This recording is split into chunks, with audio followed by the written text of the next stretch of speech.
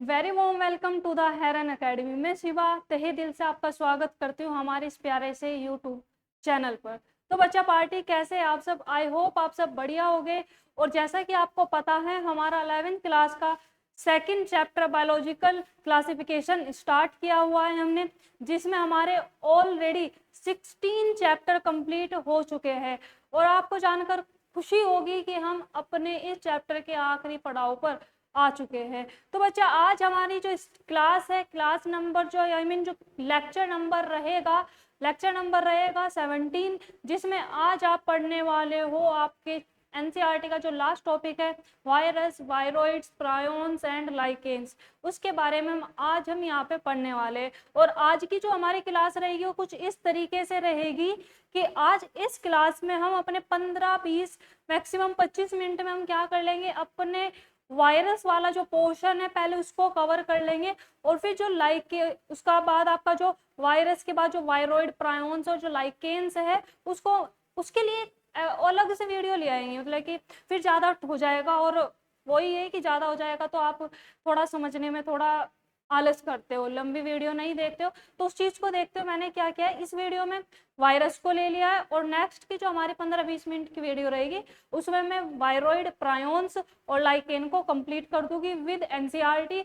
And next आपकी आने वाली है इस चैप्टर के मोस्ट एक्सेप्टेड एंड पीवाईक्यू की एक वीडियो। उसमें हम क्या करेंगे, जो मोस्ट एक्सेप्टेड क्वेश्चन है उनको ले लेंगे। देन जो आपके पिछले सालों में नीट में क्वेश्चन आ चुके हैं उसके कुछ क्वेश्चन की प्रैक्टिस कर लेंगे। तो बच्चा पार्टी, आई होप आप सब बढ़िया होंगे। और इसी के साथ हम स्टार्ट करते हैं आज का हम अपना लेक्चर। और आज का जो हमारा लेक्चर है वो स्टार्ट होगा, जो कि आपकी टॉपिक है एनसीईआरटी। आप अपनी खोल के बैठ ही गए होंगे, क्योंकि मैंने आपको बहुत बार बोल दिया है कि जब भी आप पढ़ने के लिए बैठते हो बायो को, तो बच्चा अपनी एनसीईआरटी साइड में खोल के बैठ जाया करे। तो टॉपिक रहेगा आज हमारा, टॉपिक का नाम है virus, viroid, prions and lichens. लेकिन लेकिन लेकिन इस वीडियो में हम आज जो पढ़ने वाले हैं वो पढ़ेंगे सिर्फ और सिर्फ वायरस के बारे में।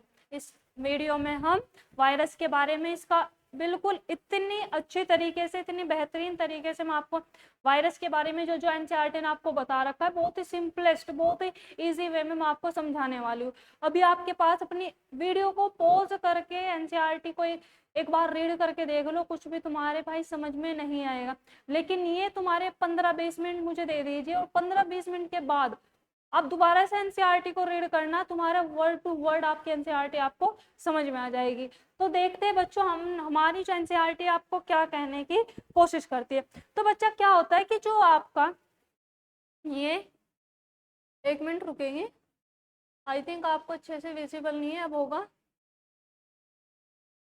तो भाई हम क्या बोल रहे थे कि आपके एनसीईआरटी क्या बोलती है आपके वायरस को लेके, वो देखते हैं। तो जो आपके ये वाला जो पैरा है ना, जिसमें आपको वायरस, वायरोइड्स एंड प्रायोन्स के बारे में बता रखा है, तो इस पैरे में सबसे पहले एनसीईआरटी क्या बोलती है, एनसीईआरटी बोलती है कि जो आपका इस चैप्टर में आपने स्टार्टिंग में क्लासिफिकेशन का टॉपिक पढ़ा था, याद है? नहीं याद है तो हमारी प्रीवियस वीडियो देख लेना, आपको बहुत अच्छी तरीके से याद। जो बच्चे यहाँ पर हमारी जो प्रीवियस लेक्चर है उनको लेके आया है तो उनको बेशक याद होगा कि 5 किंगडम क्लासिफिकेशन क्या था, 4 किंगडम, 3 किंगडम, 2 किंगडम, जो आपका 3 डोमेन सिस्टम आया था, क्योंकि उसमें मैंने बहुत ही इजी वे में आपको समझा दिया था कि वो क्या चीज है। ठीक है, तो जो आपका क्लासिफिकेशन का जो बच्चे टॉपिक था आपका 5 किंगडम क्लासिफिकेशन, जो कि किसने दिया था, आर.एच. विटेकर ने दिया था। तो यहाँ पर हम उसी के बारे में जिक्र करते हैं। हम क्या, आपके एनसीईआरटी बोलती है जो 5 किंगडम क्लासिफिकेशन था जो कि आर.एच. विटेकर ने दिया था 1969 में, उन्होंने क्या है कुछ पार्ट, मतलब कि कुछ ऑर्गेनिज्म को इंक्लूड नहीं किया था। वो ऑर्गेनिज्म कौन था, जैसे कि आपके लाइकेन। तो यहाँ पे एनसीईआरटी आपको यही बोलती है कि जो आर.एच. विटेकर सर थे, जो इन्होंने अपना 5 किंगडम क्लासिफिकेशन दिया था 1969 में, इन्होंने क्या नहीं किया था, इन्होंने अपने इस 5 किंगडम क्लासिफिकेशन में मेंशन नहीं किया था। किसको मेंशन नहीं किया था भाई? तो आप पहले तो यहाँ पे लिख लेंगे नो मेंशन। अब हम किस किसके बारे में बात कर रहे हैं कि आर एच विटेकर ने किसको मेंशन नहीं किया था अपने 5 किंगडम क्लासिफिकेशन में।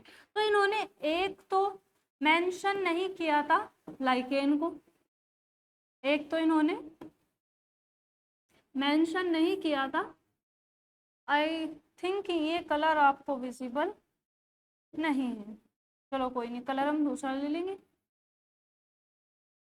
तो हम क्या बात बोल रहे हैं कि जो आर एच विटेकर है इन्होंने मेंशन नहीं किया था 5 किंगडम क्लासिफिकेशन में, लेकिन किसकी बात कर रहे हैं, हम बात कर रहे हैं बच्चा यहाँ पे लाइकेन्स की, हम यहाँ पे किसकी बात करते हैं, लाइकेन्स। तो आर एच विटेकर ने अपने 5 किंगडम क्लासिफिकेशन में लाइकेन्स को कहीं पर भी कोई प्लेस नहीं दिया था। इसके साथ में कुछ ए सेलुलर पार्ट भी थे, पार्टिकल थे, I mean A cellular organism बोल दो,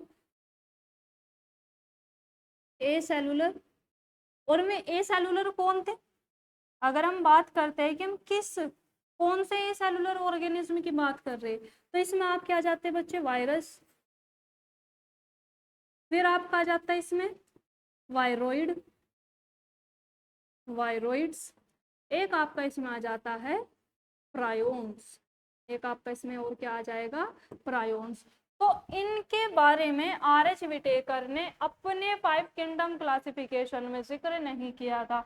अब आगे बढ़ने से पहले मैं आपको बता दूं कि जो वायरस, वायरोइड और प्रायोन्स है, इनको हमने क्या नाम दिया है, इनको हमने नाम दिया है ए सेलुलर, इनको हमने क्या नाम दिया है, ए सेलुलर। ए सेलुलर कहने का क्या मतलब है, ये ए सेलुलर में क्या बात बोल रहे हैं कि ये जो आपका ए है, ये जो आपका ए है, सॉरी, ये जो आपका ए है, इस ए का क्या मीनिंग है, इस ए का क्या मीनिंग है, A for absent, A for absent.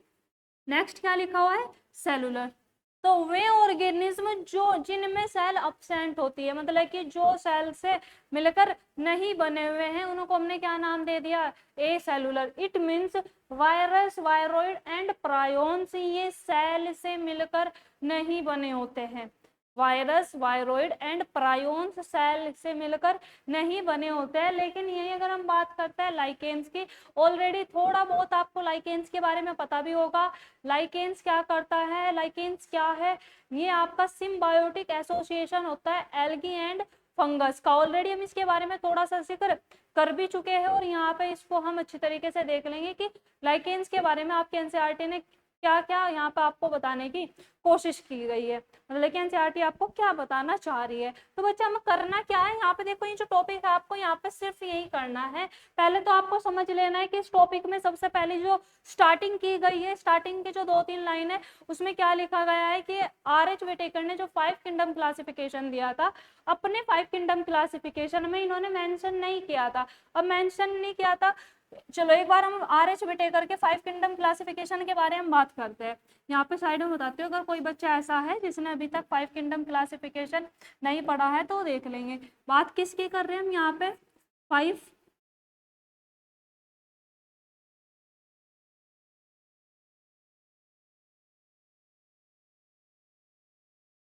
जो बच्चा 5 किंगडम क्लासिफिकेशन पढ़कर नहीं आया है वो ध्यान दे लेंगे कि 5 किंगडम क्लासिफिकेशन क्या है। 5 किंगडम क्लासिफिकेशन में क्या किया था, आर एच विटेकर ने जितनी भी हमारी बायोडाइवर्सिटी है, जितने भी हमारे अर्थ पर लिविंग ऑर्गेनिज्म है, उनको 5 अलग अलग किंगडम में डिवाइड कर दिया था। जैसे कि आपका मोनेरा, जैसे कि आपका protista,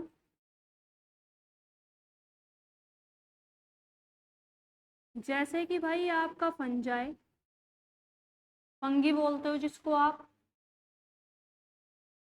next Plantae and last आपका एनिमेलिया, एनिमेलिया। मोनेरा में किसको इंक्लूड किया गया था, जितने भी आपके प्रोकैरियोटिक सिंगल सेलुलर ऑर्गेनिज्म थे लाइक बैक्टीरिया, सबको किस में इंक्लूड कर दिया गया था, सबको इंक्लूड कर दिया गया था किंगडम मोनेरा में। प्रोटिस्टा में कौन आ रहे थे, प्रोटिस्टा में आ रहे थे, यहाँ पे तो आप शॉर्ट फॉर्म में लिख भी लेना चाहे, सिंगल सेलुलर प्रोकैरियोट, ठीक है। प्रोटिस्टा में कौन आ रहे थे आपके, सिंगल सेलुलर यूकैरियोट। फंगी में कौन से ऑर्गेनिज्म आते हैं, फंगी में आपके सभी यूकैरियोट्स आते हैं जो कि आपके मोस्टली मल्टी सेलुलर हो गए, और बहुत ही रेयर आपको क्या है, सिंगल सेलुलर देखने को मिलते हैं, लाइक ईस्ट। प्लांटी में सभी प्लांट्स को रखा गया था, जितने भी प्लांट्स थे सभी प्लांट्स को किस किंगडम में रखा गया था, किंगडम प्लांटे में। और जितने भी हमारे अर्थ पर एनिमल्स प्रेजेंट है सबको किस में इंक्लूड किया गया था, किंगडम एनिमेलिया में इंक्लूड किया गया था। किसने किया था, आर.एच. विटेकर ने किया था अपने 5 किंगडम क्लासिफिकेशन में। 5 किंगडम इसको इसीलिए बोला गया था क्योंकि इसमें 5 किंगडम बनाए गए थे। लेकिन अब आप यहाँ पे गौर फरमाइएगा कि यहाँ पे आपको कहीं पर लाइकेंस या ये जो आपके वायरस, वायरोइड और प्रायोन्स है ये देखने को मिल रहे हैं नहीं, क्योंकि आर.एच. विटेकर ने उनको इंक्लूड ही नहीं किया था। वही एनसीईआरटी आपको आपके इस वाले टॉपिक में सबसे पहले बोलती है। तो बच्चा ये बात होगी हमारे आर.एच. विटेकर के क्लासिफिकेशन के बारे में। अब हमें क्या करना है, अब हमें इन 4 टॉपिक्स को, वायरस, वायरोइड और प्रायोन्स एंड लाइकेंस, इनके बारे में थोड़े से इनके जनरल कैरेक्टर को देखते हुए चलना है कि वायरस क्या है, वायरोइड क्या है, प्रायोन्स एंड लाइकेंस क्या है। आई होप जो मैंने यहाँ पे आपको बताया है आपके समझ में बच्चा आ गया होगा, ठीक है। और अगर आपकी वीडियो समझ में आ रही है तो बच्चा क्या करना है, वीडियो को लाइक एंड कमेंट करके जरूर बताइएगा। चलिए जी स्टार्ट करते हैं हम किससे, अपने वायरस से। अब वायरस के बारे में आपके एनसीईआरटी देखो क्या करना है, ऐसा कोई बड़ा बवाल नहीं है इसमें, बहुत ही सिंपल है, इजी है। अगर थोड़ा सा बस ध्यान लगा के पढ़ोगे ना तो समझ में आ जाएगा। बाकी अगर ध्यान नहीं दोगे तो भाई देखो फिर मैं भी कुछ नहीं कर सकती। तो क्या करना है आपको, थोड़ा सा बस यहाँ पे ध्यान लगाना है कि आपके एनसीईआरटी, ये जितना कुछ यहाँ पे लिखा हुआ है सारे के सारे आपके एनसीईआरटी से लिया गया है, आउट ऑफ एनसीईआरटी कुछ भी नहीं है। 1-2 टर्म जो है जो एक्स्ट्रा मैंने किया ऐड किया है तो वो सिर्फ वही होगा जो आपके लिए बेनिफिशियल है, मतलब कि कुछ टर्म की क्लियरिटी के लिए कुछ शब्दों को यहाँ पे ऐड करना होता है। बाकी जो आपके नोट्स है वो 100% आपके एनसीईआरटी बेस ही होते हैं। तो अब देखेंगे यहाँ पे आपके एनसीईआरटी आपको क्या समझाने की कोशिश करती है, ध्यान से समझेंगे। Viruses have an inert crystalline structure outside the living cell. क्या बोल रहे हैं, आउटसाइड द लिविंग सेल। अब ये पहले क्या कहना क्या चाह रहे हैं, पहले उसके लिए आपको क्या समझना होगा कि ये बच्चे ये वाला जो लाइन है ना इनर्ट, इसकी मीनिंग समझनी होगी आपको। इनर्ट का मतलब होता है इनएक्टिव, इनर्ट का क्या मतलब हो जाएगा, इनएक्टिव। तो जितने भी वायरसेस है ये सारे के सारे कैसे होते हैं, आपके इनएक्टिव क्रिस्टलाइन स्ट्रक्चर होते हैं आउटसाइड द लिविंग सेल। मतलब कि वायरस है, वायरस अगर हमारे इन्वायरमेंट में आउटसाइड द सेल है, वो किसी की बॉडी में किसी की सेल में नहीं है, तो उसको हम क्या कंसिडर करेंगे, नॉन लिविंग। वो कैसा होगा आपका, नॉन लिविंग होगा, मतलब कि वो लिविंग नहीं होगा।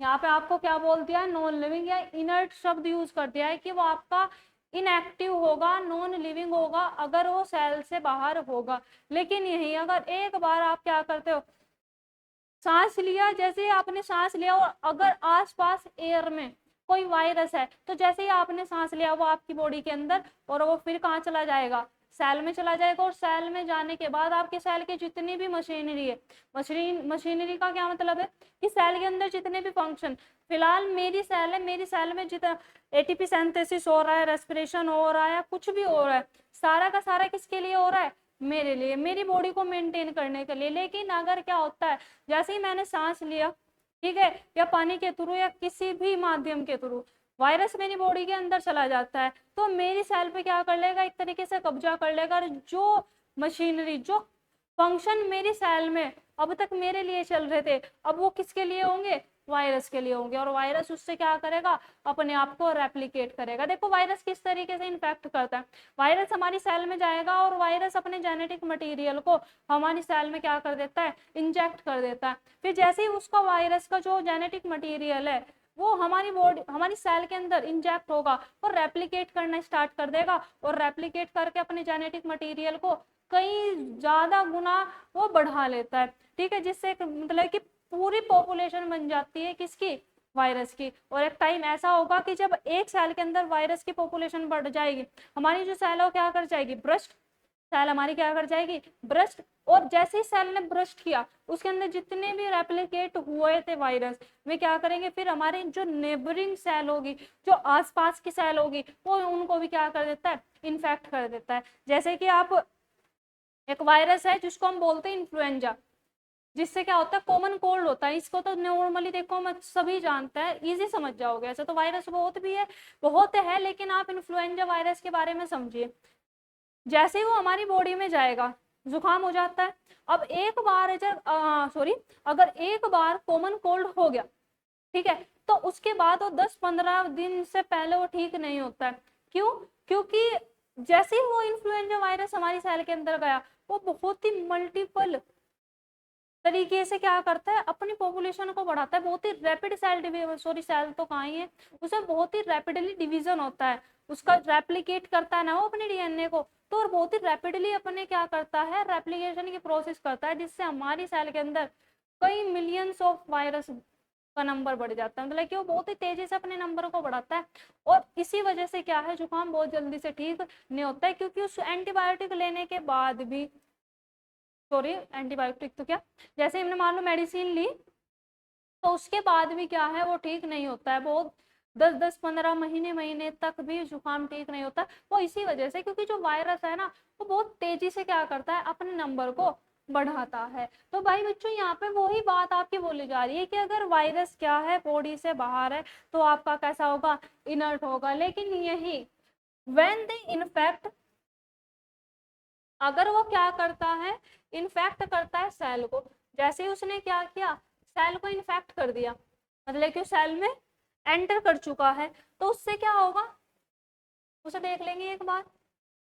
जैसे ही वो हमारी सेल को क्या करेगा, इन्फेक्ट करेगा, when the infect is cell take over the machinery, take over, वो क्या कर लेगा, हमारी सेल की मशीनरी पे एक तरीके से कब्जा कर लेगा, ऑफ होस्ट सेल, मतलब कि जिसकी सेल को इन्फेक्ट कर रहा है उसके लिए टर्म यूज किया गया है host.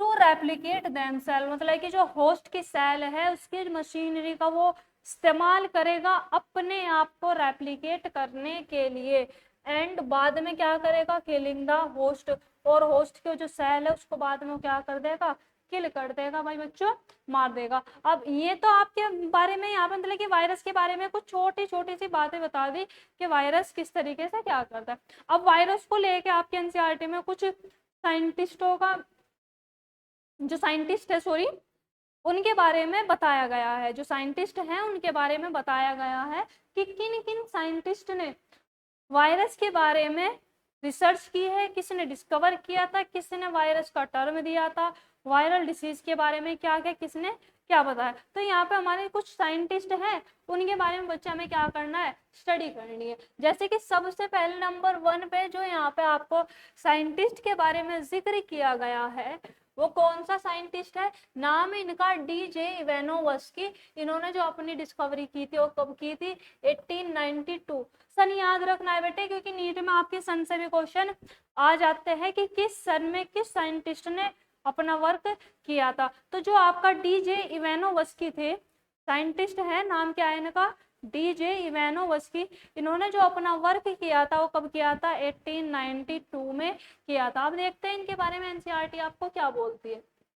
Discovered virus in tobacco plant, मतलब कि डीजे इवानोव्स्की ने वायरस को क्या किया, डिस्कवर किया, किसमें किया था, टोबैको, जो तंबाकू के जो प्लांट्स होते हैं उनमें किया था, मोजेक डिसीज में, मतलब कि मोजेक डिसीज को देखा था। मोजेक डिसीज का क्या मतलब होता है कि जिस तरीके से जो टोबैको प्लांट होते हैं उनकी जो लीफ होगी उनपे कुछ स्पॉट, लीफ पे क्या स्पॉट लग जाते हैं, ब्राउन कलर के, ब्लैक कलर के, इस तरीके से अलग अलग कलर के कुछ स्पॉट लग जाते हैं, स्पॉट बन जाते हैं, उसी को क्या बोल रहे हैं, मोजेक डिसीज बोल रहे हैं।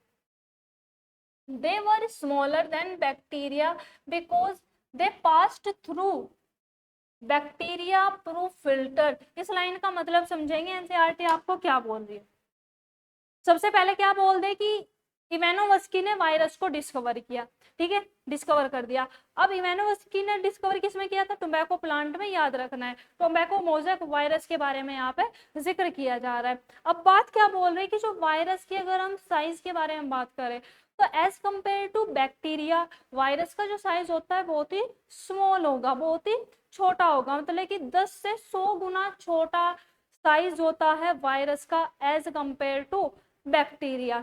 ठीक है, यहाँ पे बात बताई जा रही है। अब किस तरीके से उन्हें पता चला था कि जो इवेनोस्की ने बोल दिया है कि जो वायरस का जो साइज है वो बैक्टीरिया से बहुत ही छोटा है, कैसे पता चला था? इन्होंने क्या किया था, जो वायरस था उसको फिल्टर किया था, मतलब कि उसको पास आउट किया गया था, किससे? एक फिल्टर से, जिसका क्या नाम था? Bacteria proof filter. मतलब कि फिल्टर कुछ इस तरीके का फिल्टर था, किस फिल्टर से बैक्टीरिया नहीं छनते थे। फिल्टर का मतलब क्या होता है? छानना। तो जिस तरीके से चाय होती है ना, जब हम चाय को छानते हैं तो चाय तो छन जाती है, लेकिन उसके ऊपर क्या हो जाता है, जितनी भी चाय पत्ती है, जितना भी आपका मसाला है, ऊपर रह जाता है। क्यों? क्योंकि चाय छननी है, उससे सिर्फ और सिर्फ कौन छन सकता है? जो कि स्मॉलेस्ट पार्टिकल का हो गया, में थोड़ा लार्जेस्ट पार्टिकल हो जाते हैं, चाय पत्ती होगी, मसाला होगा, जितना भी वो बड़ा पार्टिकल हो जाता है तो ऊपर ही रुक जाता है और चाय छन जाती है। सिमिलरली इसी तरीके से ये जो फिल्टर था, इस फिल्टर से वायरस तो नहीं छनते थे, लेकिन अगर कुछ चीज वायरस से भी छोटी है, वायरस से भी स्मॉल है, तो वो वहां से छन जाएगी। तो इसी तरीके से पता चला था जब इन्होंने उसको फिल्टर किया। तो जो आपका बैक्टीरिया फिल्टर था, मतलब क्या बोलते हैं इसको, बैक्टीरिया प्रूफ फिल्टर था, इससे बैक्टीरिया तो नहीं फिल्टर हुए, लेकिन इससे जितने भी वायरस थे में क्या हो चुके थे? फिल्टर हो चुके थे, जिससे पता चला कि जो वायरस का जो साइज है ये बैक्टीरिया से कई गुना छोटा है, 10 से 100 गुना छोटा होता है साइज किसका? वायरस का, एज कंपेयर टू बैक्टीरिया। तो ये बात बोल रही थी भाई आपकी किसने? डीजे इवानोव्स्की ने। उसके बाद नेक्स्ट साइंटिस्ट आते हैं जिनका नाम है एमडब्ल्यू ब्रिजरिंग। नाम क्या है? एमडब्ल्यू ब्रिजरिंग। इनकी जो स्टडी है वो कब की है? 1828 की है, 8 की है। सन याद करते हुए चलेंगे भाई। इन्होंने देखते इन्होंने क्या किया, extract of the infected plant. Extract का मतलब क्या होता है? निकाल लेना। इन्होंने क्या किया कि जो इन्फेक्टेड प्लांट था, चलो एक बार इसको लाइन को पढ़ लेते फिर समझाती हूँ आपको। Extract of the infected plants of tobacco could cause infection in healthy plants. बड़ा ही मजेदार काम किया है इन्होंने। इसको पढ़ के आपको कोई एक साइंटिस्ट की और याद आएगी, कमेंट बॉक्स में बताना किस तरीके से और किस साइंटिस्ट ने काम किया था। थोड़ा सा मैं आपको हिंट दे देती हूँ कि एक जो साइंटिस्ट थे जिन्होंने क्या किया था, वैक्सीन को डिस्कवर किया था, कुछ उनकी भी डिस्कवरी इसी तरीके से थी। तो आप क्या करोगे, उन साइंटिस्ट का मुझे नाम बताइएगा कि जो बात है किस साइंटिस्ट से रिलेट करती है। तो बात कुछ इस तरीके से है कि जो साइंटिस्ट है ना, एमडब्ल्यू ब्रिजरिंग, इन्होंने क्या किया, जो वायरल इन्फेक्टेड प्लांट था, मतलब कि जहाँ पे क्या हो रखा था, इन्फेक्शन हो रखा था, वहां से उस इन्फेक्टेड फ्लूइड को निकाला और उसको रगड़ दिया एक हेल्दी प्लांट से। मतलब कि इस तरीके से है कि एक प्लांट है जो इन्फेक्टेड है किससे? वायरल इन्फेक्शन से। जहाँ पे इन्फेक्शन हो रहा है उसको वहां से निकाल के एक हेल्दी प्लांट पे रगड़ दिया। जैसे ही हेल्दी प्लांट पे उसको रब किया गया, उसको रगड़ दिया गया, तो जो हेल्दी प्लांट था ना, वो भी क्या हो गया, वो भी आपको, उसको भी डिसीज हो गई, मतलब कि वो भी इन्फेक्ट हो चुका था। वो जो फ्लूइड निकाल के एक हेल्दी प्लांट पर रब किया गया, वो हेल्दी प्लांट भी क्या हो गया, इन्फेक्ट हो चुका था उस फ्लूइड की वजह से। तो यहाँ पे वही बात बोली जा रही है। अब वो जो फ्लूइड था जिसकी वजह से एक हेल्दी प्लांट में भी क्या हो गया था, इन्फेक्शन हो गई थी, उस फ्लूइड को ब्रिजरिंग ने क्या बोला था, उस फ्लूइड को नाम दिया था कॉन्टेगम वाइवम फ्लूइडम। कॉन्टेगम क्या बोलते, कॉन्टेगियम का मतलब क्या हो जाएगा, फैलने वाला। यहाँ पे इसका मीनिंग क्या हो जाता है, फैलने वाला। वाइवम का मतलब एक आपका पॉइजनस, और फ्लूइडम का मतलब फ्लूइड। फ्लूइडम का मतलब क्या हो जाएगा, फ्लूइड। तो ये जो फ्लूइड था ये क्या कर रहा था, फैला रहा था एक पॉइजनस। पॉइजनस किसके बारे में बात कर रहे हैं यहाँ पे, वायरस के बारे में, एक वायरल फ्लूइड को। तो उसको ये नाम दिया गया था आपका कॉन्टेगियम। कॉन्टेगम जो भी है भाई साहब, इसका प्रोनाउंसिएशन देख लेंगे, वाइवम फ्लूइडम। अब जो वायरस का जो नेम है, सजेस्ट नेम, वायरस का जो नेम है ये किसने दिया था, ये आपके इन्हीं साइंटिस्ट ने दिया था, ब्रिजरिंग ने। तो जो नाम को जो सजेस्ट किया गया था वो किसके द्वारा किया गया था, ब्रिजरिंग के द्वारा ही किया गया था। उसके बाद यहाँ पर आपको क्या बात बोल दी जा रही है, the world virus comes from Latin, जिसकी मीनिंग आपकी क्या हो जाएगी, पॉइजनस। मतलब कि जो शब्द है ना आपका, कौन सा शब्द, कौन से वर्ड के बारे में बात करें हम, वायरस, वायरस एक लैटिन लैंग्वेज से लिया गया टर्म है जिसकी क्या मीनिंग होती है, पॉइजनस, या बोलो पॉइजन। ठीक है, तो ये बात होगी हमारे इन साइंटिस्ट के बारे में। नेक्स्ट मूव करते हैं हम अपनी नेक्स्ट स्लाइड की ओर। अब यहाँ पे आपके एक और साइंटिस्ट आ जाते हैं जिनका नाम है WM स्टेनले। विजिबल है बच्चों ये आपको?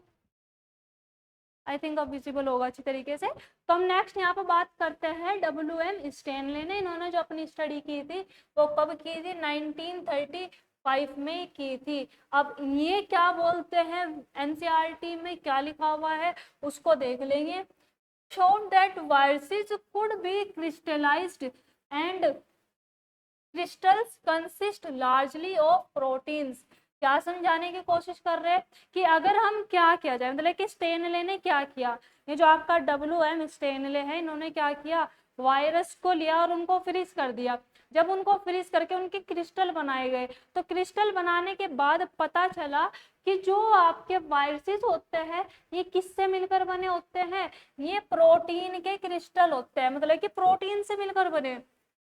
नॉर्मली क्या कहने की कोशिश की जा रही है कि जब क्रिस्टल फॉर्म में उनको फ्रीज किया गया वायरसेस को, तो पता चला कि जो वायरस है वो किसके बने हुए हैं, प्रोटीन के बने हुए हैं। A virus is a nucleoprotein. Virus क्या है, आपका एक न्यूक्लियो प्रोटीन है। इट इज, क्या मतलब है इस बात का, it has a protein coat, मतलब कि जो वायरस की जो कोट होगा, वायरस की जो कवरिंग होगी, जो उसकी आउटर मोस्ट कवरिंग होगी, वो किसकी बनी होती है, प्रोटीन की बनी होती है। जो इसका वायरस का जो कोट है, जो इसकी कवरिंग है, वो किसकी बनी हुई है, प्रोटीन की बनी होती है। और इस प्रोटीन की जो कवरिंग है, याद रखना इंपॉर्टेंट है कि जो प्रोटीन की जो कवरिंग है, जिसको हमने क्या नाम दिया है, कोट, जिसको क्या नाम दिया गया है, कोट, उस कोट को क्या बोलते हैं, कैप्सिड। उस कोट को क्या बोलते हैं, कैप्सिड।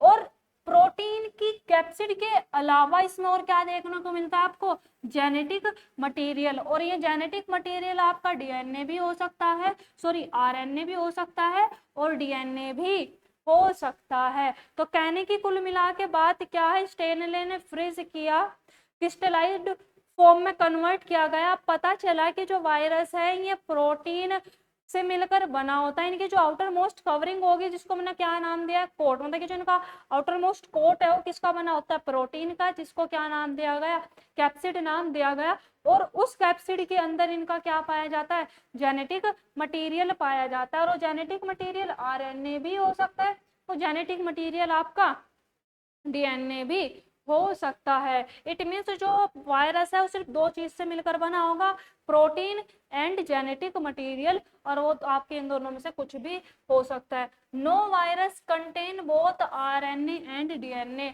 मतलब कि एक टाइम में क्या, वायरस के अंदर जो जेनेटिक मटेरियल होगा, बिल्कुल बेशक होगा, लेकिन वो जेनेटिक मटेरियल क्या तो DNA ही होगा या फिर RNA होगा। दोनों जेनेटिक मटेरियल वायरस के अंदर एक टाइम में नहीं पाए जाते। एक टाइम का मतलब यहाँ पे, चलो एक टाइम कहना तो सही नहीं रहेगा क्योंकि एक टाइम का इसको छोड़ते हैं। सिंपली आप क्या याद रखो कि वायरस के अंदर जो जेनेटिक मटेरियल है वो क्या तो DNA होगा या फिर वो RNA होगा। जैसे कि मान लो हम है, हमारे अंदर क्या है, DNA भी पाया जा रहा है, जेनेटिक मटेरियल के फॉर्म में हमारे अंदर क्या पाया जाता है, DNA। लेकिन हमारी सेल में वायरस भी तो है, सॉरी वायरस नहीं, RNA। जेनेटिक मटेरियल हमारा क्या हो गया, DNA, लेकिन DNA के साथ साथ हमारी सेल में RNA भी पाया जाता है। लेकिन जो वायरस, अगर हम वायरस के बारे में जिक्र करते हैं तो वायरस में क्या तो DNA होगा या फिर RNA ही होगा। तो भाई बच्चों, आपकी NCERT आपको यहाँ पे ये समझाने की कोशिश कर रही है, the genetic material is infectious. PYQ, NEET PYQ है भाई, ध्यान से समझेंगे। आपको क्या कहने की कोशिश कर रहे हैं यहाँ पे कि जो जेनेटिक मटेरियल है वो ही वायरस का इन्फेक्शियस होता है, मतलब कि वायरस से में क्या हो रहा है, इन्फेक्शन। और वायरस किससे मिलकर बना हुआ है, प्रोटीन एंड जेनेटिक मटेरियल उसका। तो जो हमें इन्फेक्शन करता है, जिससे मतलब कि जो इन्फेक्शन कोज कर रहा है, वो उसकी प्रोटीन कोट है या उसका जेनेटिक मटेरियल है। तो याद रखना उसका जेनेटिक मटेरियल ही क्या करता है, इन्फेक्शन करता है। क्यों, क्योंकि जिस टाइम पर वायरस हमारी सेल को या किसी प्लांट की, इवन बैक्टीरिया की सेल को जब इन्फेक्ट करता है ना, तो जो प्रोटीन कोट है वो तो सेल से बाहर ही रह जाती है, सेल के अंदर किसको इंजेक्ट किया जाता है? सेल के अंदर इंजेक्ट किया जाता है उसके जेनेटिक मटेरियल को। तो यहाँ पे जो इन्फेक्शियस है वो कौन है? वो उसका जेनेटिक मटेरियल हो, चाहे डीएनए हो और चाहे आरएनए हो। प्रोटीन कोट इसका इन्फेक्शन कोज नहीं करता है। चलिए भाई, आई होप आपके यहाँ पे समझ में आ गया होगा कि हम आपको यहाँ पे क्या समझाने की कोशिश कर रहे हैं। उसके बाद बच्चा हमें क्या करना है? उसके बाद हमें देखना है अपना नेक्स्ट टॉपिक, और नेक्स्ट टॉपिक क्या है? Viral infection. यहाँ पे आपको क्या करना है? हेडिंग डाल लेनी है वायरल इन्फेक्शन, और हेडिंग आपको जो चीज देखो ध्यान रखना, जो भी आपको सुटेबल लगे वो करना। या तो वीडियो के साथ साथ नोट करते चलना, या फिर क्या करना है, मैं इस वीडियो के डिस्क्रिप्शन में आपको पिन कर दूंगी हमारे टेलीग्राम का चैनल, और उस चैनल पर आपको ये सारे के सारे नोट्स वहाँ पे अवेलेबल हो जाएंगे। तो जो आपको सुटेबल लगे वो आपको करना है, चाहे तो वीडियो के साथ साथ नोट करते रहना है, या अगर वीडियो के साथ आप नोट नहीं कर रहे हो तो पहले वीडियो को अच्छी तरीके से अटेंड कर लेंगे, समझ लेंगे, और वीडियो अटेंड करने के बाद आप क्या करेंगे, हमारे जो टेलीग्राम चैनल है उसको ज्वाइन कर लेंगे, और वहाँ पे आपको सारे के सारे ये जो नोट्स है वहाँ पे अवेलेबल हो जाएंगे। तो बच्चे देखते हैं हम अपने नेक्स्ट टॉपिक को। अब नेक्स्ट टॉपिक ये जो आपका है वायरल इन्फेक्शन, इसमें आप पढ़ोगे क्या? देखो, वायरल जो इन्फेक्ट करता है किस किस को इन्फेक्ट करेगा? प्लांट्स को भी करेगा, एनिमल्स को भी करेगा, इवन ये आपके बैक्टीरिया को भी करता है। क्या बात कर रहे हैं हम यहाँ पे? हम बात कर रहे हैं भाई बच्चों,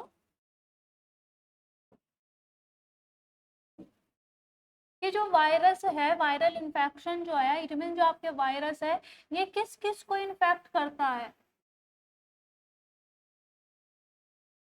वायरस एनिमल्स को भी इन्फेक्ट करते हैं, वायरस एनिमल्स को भी इन्फेक्ट करते हैं, वायरस प्लांट्स को भी इन्फेक्ट करते हैं, इवन वायरस बैक्टीरिया को भी इन्फेक्ट करते हैं। अब आपको यहाँ पे क्या बात याद रखनी है, एनसीईआरटी आपको क्या समझाने की कोशिश कर रही है कि जो वायरस आपका क्या करता है? इन्फेक्ट करता है किसको? इन्फेक्ट करता है एनिमल्स को। जो वायरस आपका क्या है?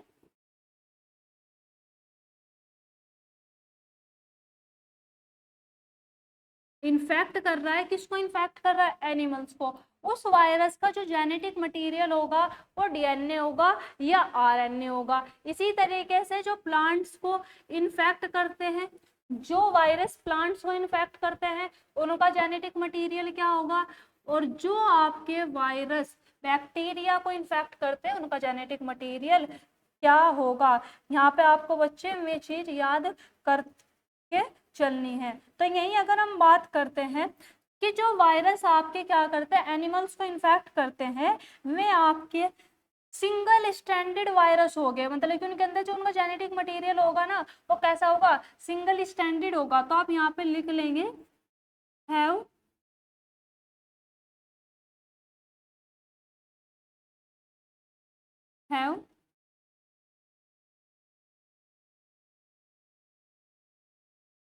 Single standing. क्या होगा? डीएनए होगा या आरएनए होगा? यहाँ पे होगा बच्चों आपका आरएनए, मतलब कि वे वायरस जो कि प्लांट्स, सॉरी क्या बोलते हैं, एनिमल्स को इन्फेक्ट करेंगे। सॉरी भाई, यहाँ पे होगी छोटी सी मिस्टेक, ये हमें यहाँ ना लिख के हमें लिखना था प्लांट्स में। हम बात करें, सॉरी मैं थोड़ा, मुझे लगा यहाँ पे लिखा हुआ है। तो हम बात करते हैं, सॉरी, अब एनिमल्स के बारे में बात करते हैं कि जो एनिमल्स को जो आपको क्या करते हैं, इन्फेक्ट करते हैं बैक्टीरिया में वाले, सॉरी जो वायरस है में क्या करते हैं, उनके पास जो जेनेटिक मटेरियल होगा, देखो क्या हो रहा है यहाँ पे, हम बात कर रहे हैं कि जो वायरस है वो बैक्टीरिया, प्लांट और एनिमल्स को सभी को क्या करता है? इन्फेक्ट। यहाँ पे आपके एनसीईआरटी आपको समझाने की क्या कोशिश कर रही है?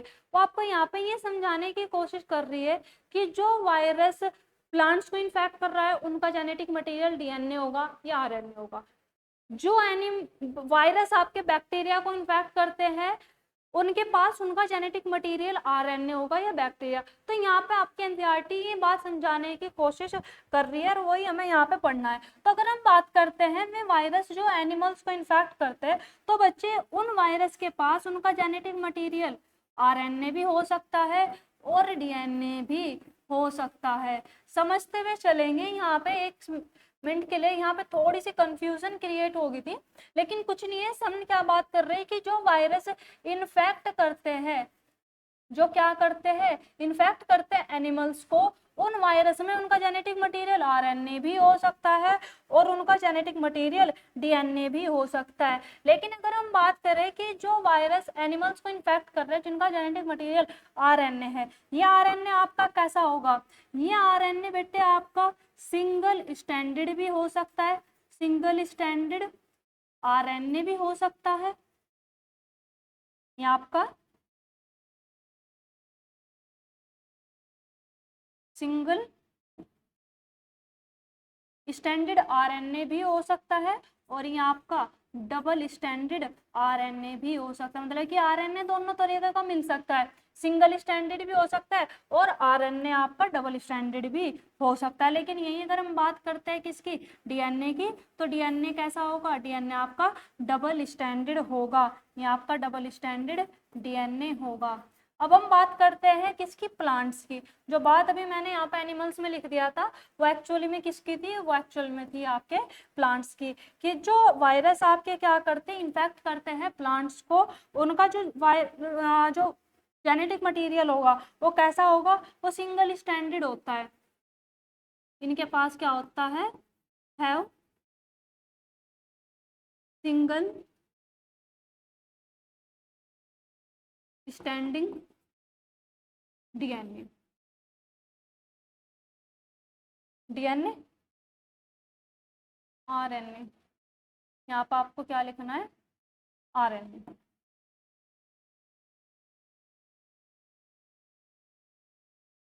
यही अगर हम बात करें कि वे वायरस जो कि क्या करते हैं, इन्फेक्ट करते हैं किसको, वायरस को, उन वायरस को हम पहली बात तो ये बोलते क्या है, उस वायरस का आपको नाम याद रखना है जो कि इन्फेक्ट करता है बैक्टीरिया को, उसका नाम होता है बैक्टीरियोफेज, बैक्टीरियोफेज। नाम बैक्टीरियोफेज है, मतलब कि इसमें क्या आ रहा है, बैक्टीरिया आ रहा है, लेकिन ये बैक्टीरिया नहीं होता है, ये वो वायरस है। बैक्टीरियोफेज क्या है, वायरस।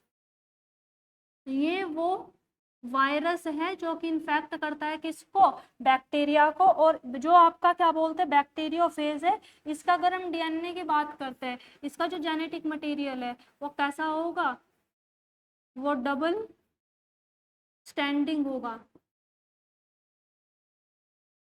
वो कैसा होगा आपका, double standing, double standing DNA आपको इसमें पाया जाता है। तो एक मिनट के लिए इसको दोबारा से देख लेंगे बच्चों, हमने क्या बात करी है। हम बात कर रहे थे कि जो वायरस है वो किस किस को इन्फेक्ट करता है। इन्फेक्शन जो होगा इसका एनिमल्स में भी है, प्लांट्स में भी है, बैक्टीरिया में भी है।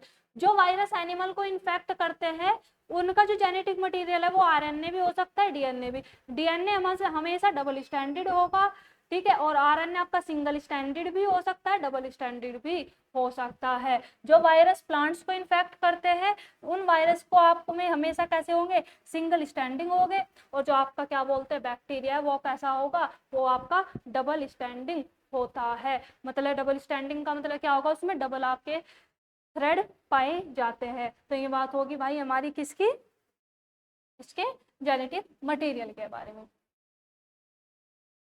अब नेक्स्ट बात करते हैं, the protein coat capsid made up of small subunit capsomere protect nucleic acid. मतलब कि क्या कहने की कोशिश कर रहे हैं कि जो कैप्सिड होता है ना, जो कोट होते हैं, जो कैप्सिड, ये छोटे छोटे स्मॉल सब यूनिट से मिलकर बनी होती है, जिसको हम क्या बोलते हैं, capsomere.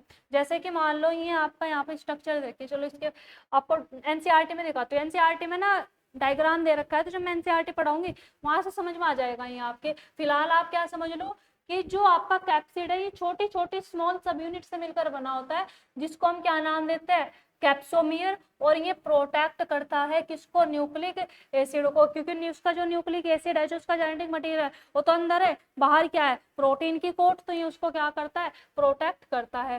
Capsomere are arranged in helical और पॉलीहेड्रल जियोमेट्रिक फॉर्म, मतलब कि जो आपके कैप्सोमियर है ये दो तरीके से आपके अरेंज हो सकते हैं। एक तो हेलिकल, हेलिकल जैसे कि आपका स्प्रिंग होता है, जिस तरीके से इस तरीके से अरेंज हो जाएंगे, मतलब कि जो कैप्सोमियर है वो कुछ स्प्रिंग लाइक स्ट्रक्चर में इस तरीके से क्या हो जाते हैं, अरेंज हो जाते हैं, और अंदर उनका क्या होगा, उनका जेनेटिक मटेरियल होगा। कुछ आपके पॉलीहेड्रल फॉर्म में, मतलब कि ये वाली फॉर्म जो आप बैक्टीरियोफेज में नॉर्मली देखते हो, जो उसका हेड होता है, ये पॉलीहेड्रल वाली फॉर्म में भी क्या है, अरेंज हो सकते हैं। और कुछ ये आपके हेलिकल स्प्रिंग लाइक स्ट्रक्चर में, मतलब कि हेलिकल जो होते हैं स्प्रिंग जैसी स्ट्रक्चर होती है, ये वाली इस तरीके से भी अरेंज हो सकते हैं, और ये आपके पॉलीहेड्रल फॉर्म में भी अरेंज हो सकते हैं। ये हेलिकल फॉर्म हो गए, ये आपके पॉलीहेड्रल फॉर्म होगी।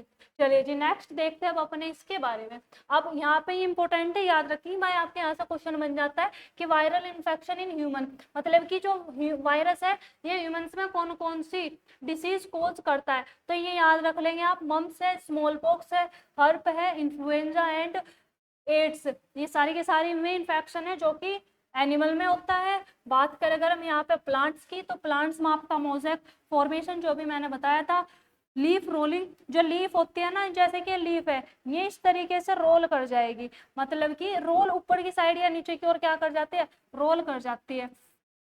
कर्लिंग, येलोइंग, येलो मतलब कि जो पत्ती है वे पीली पीली पड़ जाती है। वेन क्लियरिंग, कुछ लीफ आपको ऐसे देखने को मिलते हैं कि जो उनकी लीफ होती है ना, ये लीफ है, और लीफ के अंदर ये इसके यहाँ पे ये क्या क्या बोलते हैं इनको, इनके वेन्स, तो ये कुछ मतलब कि बहुत ही क्लियरली विजिबल हो जाता है, मतलब कि क्लियरली विजिबल हो जाती है, उसके कुछ इस तरीके से हो जाता है ये वेन क्लियरिंग। ड्वार्फिंग मतलब कि प्लांट की हाइट ना बढ़ना, और आपका स्टंटेड ग्रोथ, ये कुछ डिसीज है जो कि वायरस के थ्रू फैलती है, किसमें, वायरस में, वायरस के थ्रू, वायरस में नहीं फैलेगी भाई, वायरस प्लांट्स में कोज करता है। और वे डिसीज जो वायरल इन्फेक्शन होता है किसमें, ह्यूमंस में, ये आपकी होगी उसकी लिस्ट। तो बच्चा ये हमारा हो गया वायरस का टॉपिक, जो कि आपकी एनसीईआरटी में दिया हुआ है। एक बार आप क्या करेंगे, इसको अच्छी तरीके से रिवाइज कर लेंगे कि किस किस तरीके से हमने यहाँ पे क्या क्या बात करी थी। सबसे पहले हमने क्या बात कर ली थी यहाँ पे, आर.एच. विटेकर के बारे में, कि उन्होंने अपने 5 किंगडम क्लासिफिकेशन में क्या बात की थी, ये आर.एच. विटेकर का 5 किंगडम क्लासिफिकेशन देख लिया था हमने। फिर वायरस के बारे में हमने थोड़ी सी यहाँ पे नॉलेज ले ली थी कि वायरस आपके इनएक्टिव होते हैं, ठीक है, ये अगर सेल के बाहर है तो ये नॉन लिविंग हो गया, और अगर सेल के अंदर है तो ये लिविंग की तरह फॉर्म, मतलब कि फंक्शन परफॉर्म कर लेते हैं, अपने आप को रेप्लिकेट करने के लिए सेल को क्या कर लेंगे, उसको, उसकी जितनी भी मशीन है उसको एक तरीके से उसको कब्जा कर लेते हैं, ठीक है, टेक ओवर कर लेते हैं। उसके बाद फिर हमने यहाँ पे कुछ साइंटिस्ट के बारे में बात करी है, डीजे वेनोवस की, इन्होंने क्या किया था, डिस्कवर किया था प्लांट, जो आपका टोबैको प्लांट उसमें टीएमवी को। उसके बाद हमने बात की है एम.डब्ल्यू. ब्रिजरिंग, इन्होंने क्या किया था, इन्होंने बताया, मतलब कि जो वायरस नेम है वो इन साइंटिस्ट ने दिया था। बताया क्या था इन्होंने कि जो वायरल इन्फेक्शन होता है, मतलब कि जो वायरस से होने वाली डिसीज है, ये एक हेल्दी प्लांट्स हो या एनिमल्स हो, एक से दूसरे में फैलती है। फ्लूइड का नाम याद रखेंगे भाई, आपके क्वेश्चन में आ सकता है। उसके बाद हमने बात कर ली है WM स्टेनले के बारे में। इन्होंने क्या किया था, बताया था कि जो आपका वायरस है वो प्रोटीन और जेनेटिक मटेरियल से बना होता है। जेनेटिक मटेरियल उसका क्या होगा, इन्फेक्शियस होता है, मतलब कि जेनेटिक मटेरियल से इन्फेक्शन होता है, ना कि उसके प्रोटीन से। फिर हमने बात करी है कि जो वायरस एनिमल्स में डिसीज कोज करते हैं उनका जेनेटिक मटेरियल आरएनए भी हो सकता है, और अगर आरएनए है वो डबल स्टैंडर्ड भी हो सकता है, डबल स्टैंडर्ड भी हो सकता है। डीएनए हमेशा डबल स्टैंडिंग होगा। प्लांट्स में जो वायरस से इन्फेक्शन करते हैं वो उसमें आपका जो क्या बोलते हैं, आरएनए है, जो क्या है, आरएनए है, आरएनए कैसा होगा, सिंगल स्टैंडिंग होगा। और जो बैक्टीरिया में डिसीज कोज करते हैं, जो बैक्टीरिया में डिसीज कोज करते हैं वायरस का क्या नाम है, बैक्टीरियोफेज, और जो इनका डीएनए होगा वो आपका डबल स्टैंडर्ड होगा। उसके बाद फिर हमने यहाँ पे बात कर ली कि प्रोटीन की जो कैप्सिड है वो बहुत ज्यादा कैप्सोम मतलब कि बहुत सारे कैप्सोमियर से मिलकर बने होते हैं। कैप्सोमियर दो तरीके से अरेंज हो सकता है, हेलिकल फॉर्म में और आपका पॉलीहेड्रल फॉर्म में। उसके बाद हमने यहाँ पे देख लिया बच्चों कुछ डिसीज के बारे में कि प्लांट में क्या डिसीज कॉज करते हैं वायरस और एनिमल में क्या डिसीज कॉज करते हैं। तो बच्चा यहाँ पे हमने खत्म कर लिया है अपने वायरस वाले टॉपिक को। आई होप आप सब ने इस लेक्चर को एंजॉय किया होगा और बहुत ही इजी तरीके से आपको ये सभी चीजें समझ में भी आ गई होगी। तो अब आपको क्या करना है, अगर आपने नोट्स बना लिए बहुत अच्छी बात है, नहीं तो आपको हमारे टेलीग्राम को ज्वाइन कर लेना है। उसकी जो लिंक है वो आपको वीडियो के डिस्क्रिप्शन में मिल जाएगी। तो बच्चा मिलेंगे नेक्स्ट लेक्चर में जहाँ पर हम अपने इस चैप्टर को समाप्त कर देंगे। Thank you so much. Video को लाइक कर देना, चैनल को सब्सक्राइब कर देना अगर आपको कंटेंट हमारा पसंद में आ रहा है। Thank you so much.